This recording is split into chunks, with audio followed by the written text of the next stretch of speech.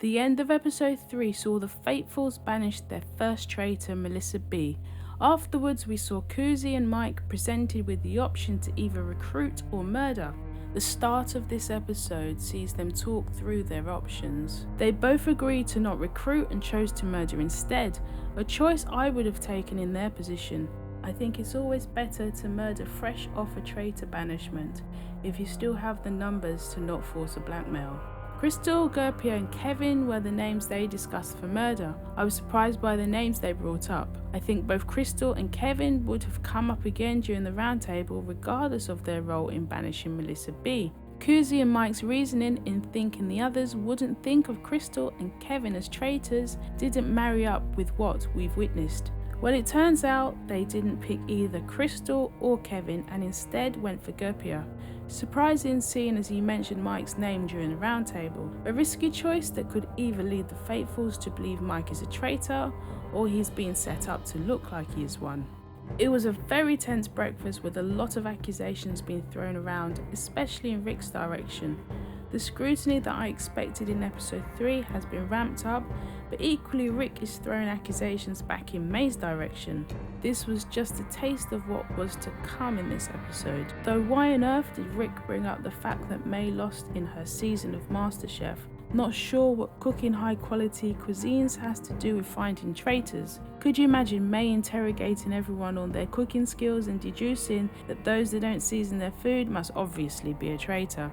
The theory of one of the TV stars being a traitor is really starting to pick up speed. Kuzi senses this and wants to recruit one of them the next chance they get so they can be banished. This is in contrast to Mike, who doesn't want to recruit. I think recruiting a TV personality would be a good shout for a bait pick. No guarantee they would actually accept the recruitment, but it might be worth a try. That way the Fatefuls could be satisfied with their theory of a TV personality being a traitor and move on from it. At first it felt like it was going to be May versus Rick for banishment, but Trayvon threw his name into the mix by revealing his lie. Trayvon came clean about lying about his job, but only because he was talking about how he felt May was trying to catch him out.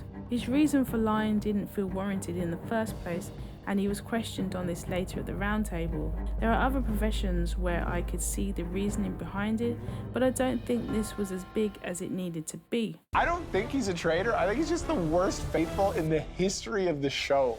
Despite Kevin's opinion, for those of us that have seen multiple versions of the show, I think we can categorically say Trayvon isn't the worst faithful in the history of the show, but who knows if he does end up becoming one of the worst. I guess the timing when this season was actually filmed could have possibly made him that. The mission involved the shield, with the players divided into two groups. The winners would have access to the armory. The mission really tests the memory and communication skills of the team captain to direct the rest of their team to form the correct picture. Some excel at it and others wilt under the pressure. It didn't all go swimmingly, with only $2,000 added to the prize pot. The red team, captained by Kevin, won access to the armory. Crystal, Fierce, Gerlin, Kevin, Kuzi, Leroy and Mary all agreed not to tell anyone if they had the shield, a common thing that is done in other versions to try and protect the whole group.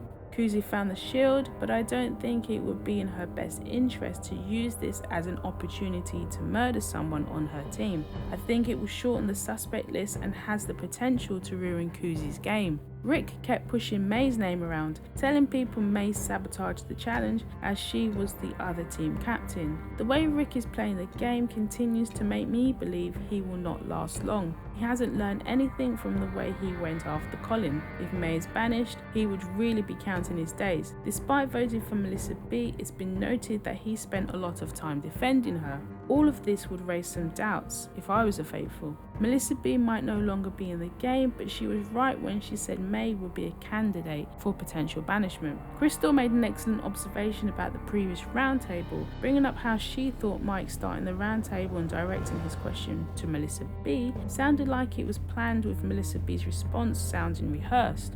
It was something I had speculated myself, thinking it was a conscious effort by Mike to help Melissa B defend herself, and get ahead of what was obviously going to come from the Faithfuls. Kuzi actually said in her commentary that it wasn't planned, but Crystal correctly clocked it. I was surprised that after talking more about May for most of the day, Rick voted for Trayvon. It's not quite the same as defending Melissa B then voting for her, as Rick did say Trayvon was one of the 3 he thought was a traitor. Only 5 banishment votes were shown before the episode ended. It wasn't even a cliffhanger situation. The episode just stopped with 1 vote for May and 2 votes each for Rick and Trayvon. A pretty non-plus way to end the episode. At least give us something to make us want to watch the next episode as soon as possible. I was a little disappointed in that production choice, but we shall see how the votes transpired in episode 5.